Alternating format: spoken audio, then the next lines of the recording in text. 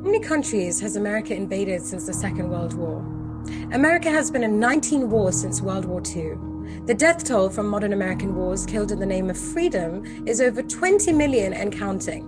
They have overthrown 36 governments, attempted to assassinate over 50 foreign leaders, and dropped bombs on people in over 30 countries. Syria was the latest of 14 countries in the Islamic world that US forces have invaded, occupied, or bombed. But you believe your American media when they say Putin is a crazy warmongering dictator.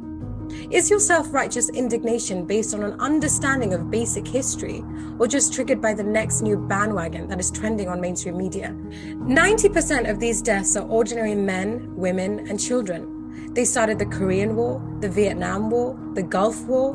In the last 60 years or so, the list of countries the US invaded includes Bosnia, Cambodia, the Congo, Cuba, El Salvador, Guatemala, Indonesia. There's been wars in Iraq, wars in Afghanistan, wars in Syria, Central America. They are the global bullies, destroying any country in the name of democracy and human rights. But the intention has always been to strip the nation of its resources and enrich their military-industrial complex. Now, what about Britain? Did you know that there are only 22 countries in the world that the UK have not invaded or helped in starting a war? The hypocrisy of the West is an abomination. Where was the sanctimonious outrage when Israeli armed forces bombed and shot Palestinian children armed with nothing but stones? Where was the sense of injustice when George Bush and Tony Blair invaded Iraq? Even after the UN weapons inspector Hans Blix visited Iraq and confirmed that there were no weapons of mass destruction.